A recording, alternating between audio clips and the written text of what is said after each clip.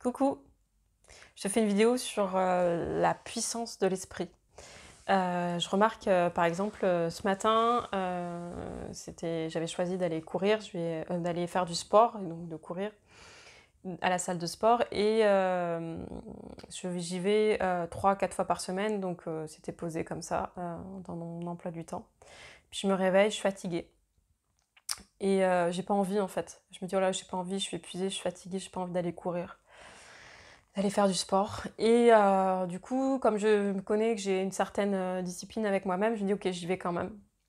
On y va et on voit si vraiment on peut pas, mais en tout cas on teste en fait.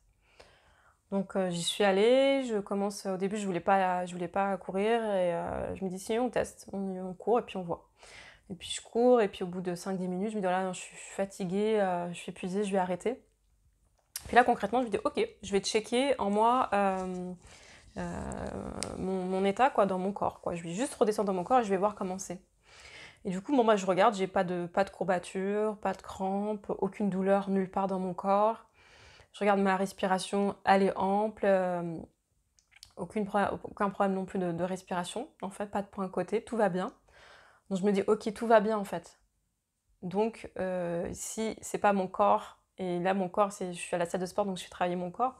Si mon corps ça va, c'est que ça se passe ailleurs en fait.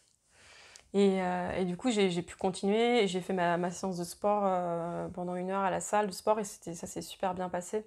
Et mon corps me remercie parce que je me sentais vraiment bien. Puis d'aller courir, moi, ça me permet de me recentrer.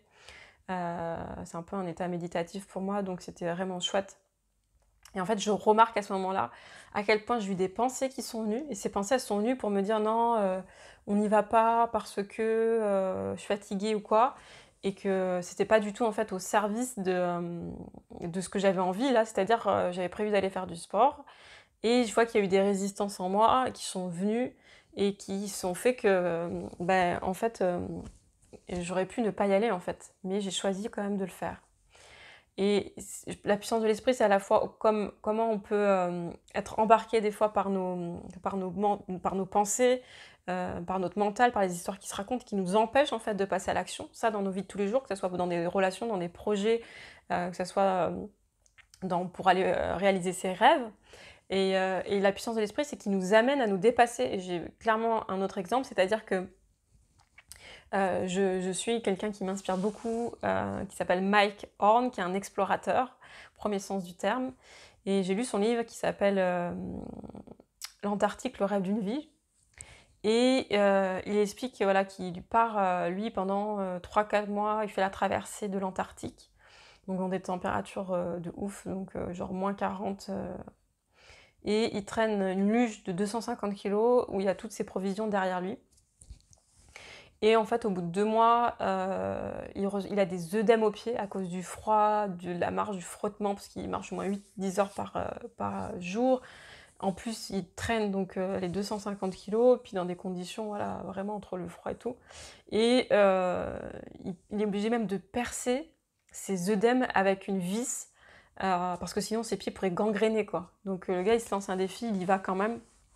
Et ça, je trouve ça super intéressant, super précieux de voir que il se donne un défi, il va jusqu'au bout, il va rencontrer dans son corps physique même des résistances, mais il y va. Et la puissance de l'esprit, c'est que là, il va être amené à dépasser son seuil de douleur, son seuil même de tolérance à la douleur. Et à la fin même de son périple, il va avoir l'épaule complètement déboîtée, et il va quand même continuer alors qu'il a une douleur aussi extrême.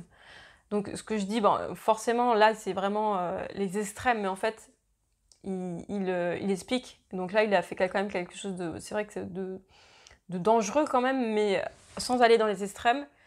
Quand tu traverses quelque chose, quand tu te donnes les moyens, il va y avoir des résistances en fait.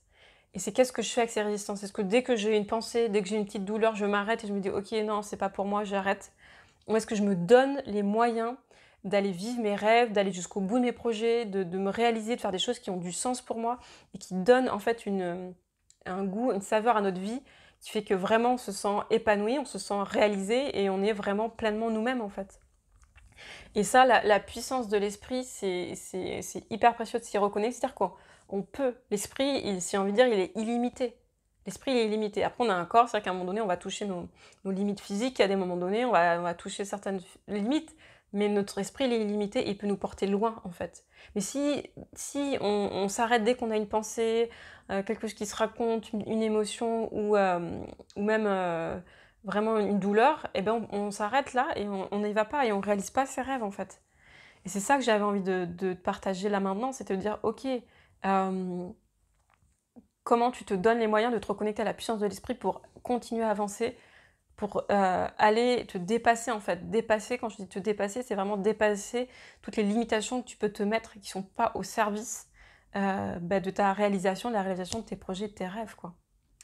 Donc voilà ce que j'avais envie de te partager en cet instant. Je te souhaite de beaux instants présents. Merci.